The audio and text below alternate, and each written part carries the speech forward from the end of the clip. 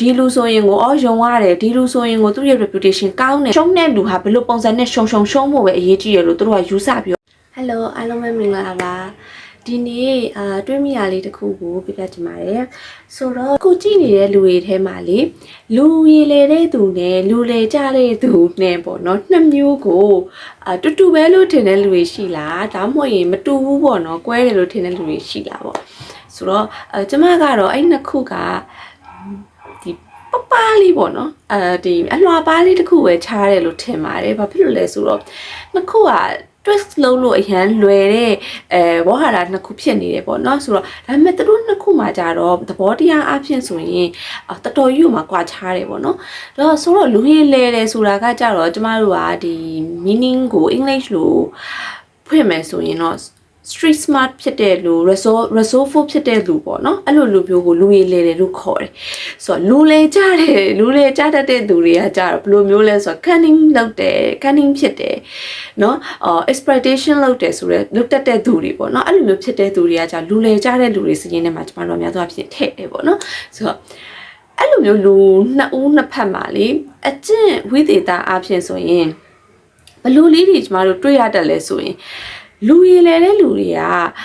situation တစ်ခုဖြစ်ပြီးဆိုပါစို့ပေါ့နော်အခက်အခဲတစ်ခုဖြစ်တာပဲဖြစ်ဖြစ် situation တစ်ခု deal လုပ်ရတော့မယ်ဆိုတဲ့အခြေအနေမျိုးမှာလူရည်လဲတဲ့လူတွေကနှစ်ဦးနှစ်ဖက်အဆင်ပြေစေမဲ့ win-win situation ကိုဖြစ်အောင်ဖန်တီးတတ်တယ်အဲ့လိုမျိုးဖြစ်အောင်ဖန်တီးပြီးတော့ long term relationship တစ်ခုကိုတည်ဆောက်ဖို့အတွက်ကိုသူတို့ပို့ပြီးလိုလားတယ်ပြီးတော့သူတို့ trust ပေါ့နော်ကိုယ်တွေကိုကြီးယုံကြည်မှုတစ်ခုတည်ဆောက်တဲ့ဟာနဲ့တို့ကသွားရတယ်ပေါ့နော် trust ရှိရဆိုရင် long term relationship တစ်ခုကိုတည်ဆောက်နိုင်မယ် long term တစ်ခုကိုတည်ဆောက်ထားနိုင်ပြီဆိုရင်ဘယ်လိုအရာပဲဖြစ်လုပ်ငန်းမှာပဲဖြစ်ဖြစ်စီးပွားရေးမှာပဲဖြစ်ဖြစ်ကိုက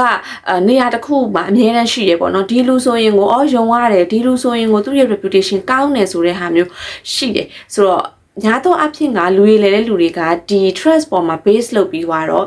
အမြဲတမ်းကောင်းမွန်တဲ့ relationship ဆက်ဆံရေးတစ်ခုရအောင်တည်ဆောက်တတ်တယ်ဒါပေမဲ့တနည်းအားဖြင့်တစ်ဖက်မှာလူလေကြတဲ့လူတွေကကြတော့ဘယ်လိုမျိုးလုံးလေးလှုပ်ထားရှိလဲဆိုတော့ win loss situation တွေကိုပဲတို့အမြဲတမ်းဖန်တီးလေးရှိတယ်သူ့ဘက်ကနေပြီးတော့အမြဲတမ်းအသာစီးရရမယ်အနိုင်ရရမယ်တစ်ဖက်ကဒီစီးပွားရေးပဲဖြစ်ဖြစ်တစ်ဖက်ကပုံကိုပေါ့နော်လူပုံကိုပဲဖြစ်ဖြစ်ပေါ့တစ်ခုခုဟာ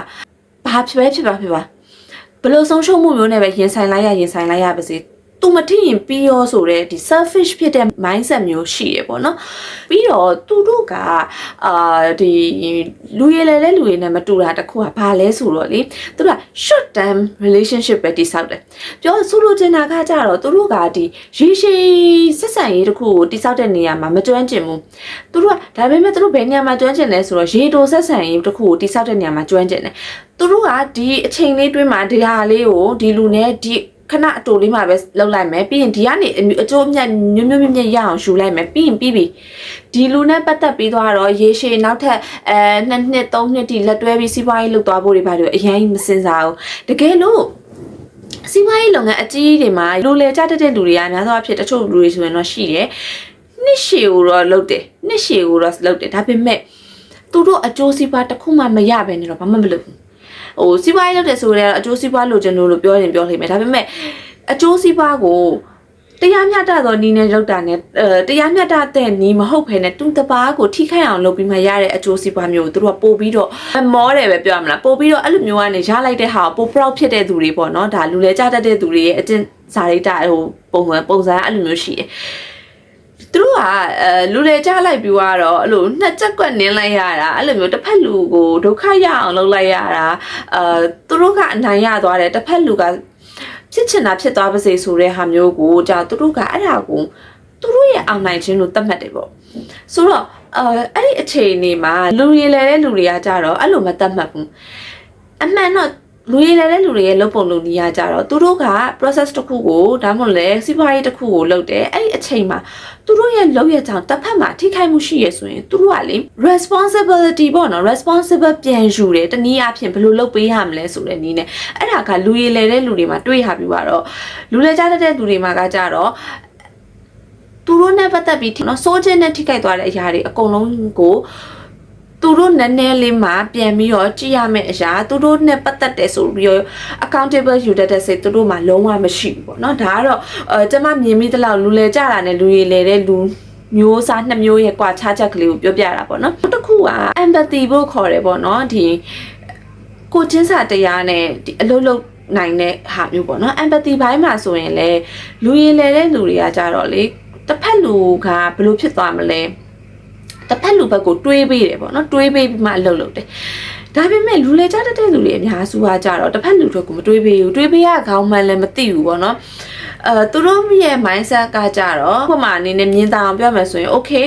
ဒါကရှုံးထွက်ပွဲတစ်ခုလို့သူတို့ကယူဆတယ်။ဥပမာလက်ဝဲဆိုရင်လည်းတချို့နိုင်ငံခြားပွဲတွေမှာရှိတယ်ပေါ့နော်။အောင်ကျထပ်ပြီးကစားကြတဲ့ပွဲတွေမှာဆိုရင်မြင်ဘူးပါလိမ့်မယ်။လုံးဝအလိုးလဲကွာဟိုအသက်အန္တရာယ်ဖြစ်လောက်တဲ့အထိတစ်ဖက်ကဖြစ်သွားပြီးတော့မှတစ်ဖက်ကဒါဝင်းဖြစ်တယ်လို့ယူဆတယ်ပေါ့နော်။ဟိုဘက်ကလူကသွေးတန်ရဲနဲ့ဒီပွဲပြီးရတဲ့ဆေးရုံကို ambulance နဲ့ခေါ်သွားရလိမ့်မယ်။အရေးပေါ်အခြေအနေမျိုးရောက်သွားလိမ့်မယ်။ဒါပေမဲ့ဒါတွေကိုသူတို့ကထည့်မတွက်ဘူး။သူတို့ရဲ့သဘောကလောင်းကစား mindset မျိုးဖြစ်နေတာဖြစ်တဲ့အတွက်ကြောင့်မလို့အနိုင်နဲ့အရှုံးနှစ်မျိုးပဲရှိမယ်ရှုံးတဲ့လူဟာဘယ်လိုပုံစံနဲ့ရှုံဖို့ပဲအရေးကြီးရလို့တို့ကယူဆပြီးတော့အမြဲတမ်းလုပ်တယ်ပေါ့ဒီလက်တွေ့ဘဝမှာလည်းလူလဲကြတဲ့လူနဲ့လူရည်လဲလူနှစ်မျိုးလုံးကိုကျမတို့မလွဲမရှောင်တာတွေ့ရပါလိမ့်မယ်ဒီဘဝဘယ်လိုပဲအသက်အရွယ်အပိုင်းခြားတစ်ခုခုမှာအများတန်းကြုံရလိမ့်မယ်ပေါ့နော်အဲ့လိုကြုံတဲ့အခါကျရင်လေလူရည်လဲတဲ့လူဆိုရင်တော့လေကိုရီးယားဒီ trust ပေါ့နော်ဒီယုံကြည်မှုတစ်ခုနဲ့တူတူ build up လုပ်သွားပြီးတော့တူတူရှင်တွဲပြီးတော့နေထိုင်သွားလို့ရပါမယ်ကျမလေဘလို့တစ်ခုတော့အကြံပေးချင်တယ်ဆိုတော့လူလေကြတဲ့သူများတွေ့ခဲ့ရင်လေငါကသူ့ထက်လဲပါတယ်ကွာငါသူ့ထက်သူ့လိုအခုဘလို့အကွက်တွေနင်းနေလဲဆိုတာလောက်ကတော့အตาလေးပါကွာဆိုတဲ့ mindset မျိုးနဲ့လေတွားပြီးတော့ဟိုရှင်တိုက်မဲ့အစားလေကျမအဲ့လိုလူမျိုးတွေနဲ့ကိုစီးပွားရေးမလုပ်ဖို့ပဲအကြံပေးချင်တယ်အပေါင်းအသင်းအဆက်အနွယ်စီးပွားရေးမလုပ်ဖို့ပဲအကြံပြုချင်တယ်ဟိုဒါကကိုယ့်ရဲ့ဒါကျမရဲ့အပင်တစ်ခုတည်းသော opinion ပေါ့နော်တခြားသောသူတွေမှာလည်းopinion မျိုးစုံရှိကောင်းရှိနိုင်ပါလိမ့်မယ်ဆိုတော့ဘာဖြစ်လို့ကျမအဲ့လိုမျိုးတွေးလဲဆိုတော့လေအဲ့လိုလူတွေနဲ့စီးပွားရေးတူတူလုပ်ဖို့အဲ့လိုလူတွေနဲ့လုပ်ငန်းတူတူလုပ်ဖို့ဆိုတာမဖြစ်မနေအခြေအနေမျိုးမှာတနေ့နေတဲ့သူကအလုပ်လုပ်နေရတဲ့အခြေအနေမျိုးမှာဆိုရင်တော့တည်တခါရပေါ့နော်စာချုပ်တော်၎င်းဒါမှမဟုတ်လဲဟိုလုပ်ငန်းခွင်မှာဆိုရင်email နဲ့တော်၎င်းကိုကနေပြီးတော့တခုခုပို့ထားပါတယ်ပြောထားပါတယ်ဆိုတဲ့အရာကိုအမြဲတမ်းတက်တည်ယူပါအဲ့လိုလူမျိုးတွေနဲ့အလုပ်လုပ်တဲ့အခါဘာဖြစ်လို့ဆိုသူတို့လူမျိုးတွေကလေသူတို့မထိခိုက်ဖို့အတွက်သူတို့တခြားနေရာမှာညနေတာရဖို့အတွက်ကိုတစ်ဖက်လူအမြဲတမ်းနင်းချပစ်လိုက်ဖို့တစ်ဖက်လူအပြစ်ဖို့ချလိုက်ဖို့ကိုညနေပြောင်တိုက်ပြီးလုပ်ရဲတဲ့သူတွေပေါ့နော်အဲ့ဒီဟာပေါ်မှာလဲလေးပြလုံးချင်းတို့အဲ့ဒီဟာပေါ်မှာလဲဟိုမလုပ်ရဘူးဆိုတော့ ethic တို့ကိုနားလဲတဲ့သူတွေမဟုတ်ဘူးဆိုတော့အဲ့လိုလူမျိုးတွေနဲ့မလွဲတာမရှောင်တာအလုပ်လုပ်ရတော့မယ်ဆိုရင်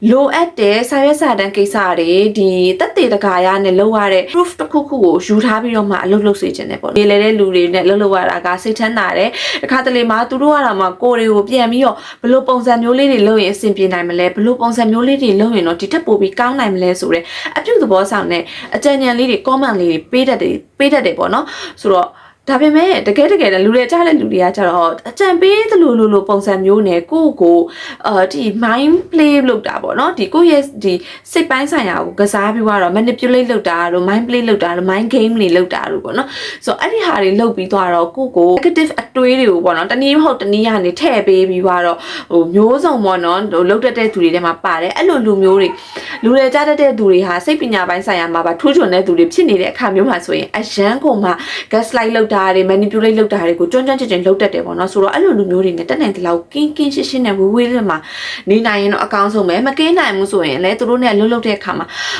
ဒီထက်ပို့ပြီးတော့ဂရုစိုက်ပြီးတော့proof တွေ documentation process တွေကိုတေချာလုပ်စေချင်တယ်အခုကြည့်နေတဲ့လူတွေထဲမှာလည်းကျမဟိုနဲ့အတွေ့တူတဲ့လူတွေပဲဖြစ်ဖြစ်ကျမနဲ့အတွေ့မတူပဲတဲ့ပေါ့နော်ရှုထောင့်တစ်မျိုးကနေပြီးတော့မြင်တဲ့သူတွေပဲဖြစ်ဖြစ်ရှိမယ်ဆိုရင် comment ထဲမှာဝင်ရောက်ပြီးတော့ဆွေးနွေးသွားနိုင်ပါတယ်ကျမရဲ့ဒီ channel လေးကနေပြီးတော့အတွေ့လေးတွေမြင်မိတဲ့အမြင်လေးတွေကိုဒီထက်ပို့ပြီးတော့လည်း sharing လုပ်ပေးသွားချင်ပါတယ်ကြည့်ရှုသူတွေနဲ့လည်းအမြဲတမ်းမျှဝေချင်တာဖြစ်တဲ့အတွက်ကြောင့် channel လေးကိုလည်း subscribe လုပ်ထားပေးဖို့မမေ့ပါနဲ့နော်ကျေးဇူးတင်ပါတယ်နောက်ဗီဒီယိုတွေမှာထပ်တွေ့ကြမယ်နော်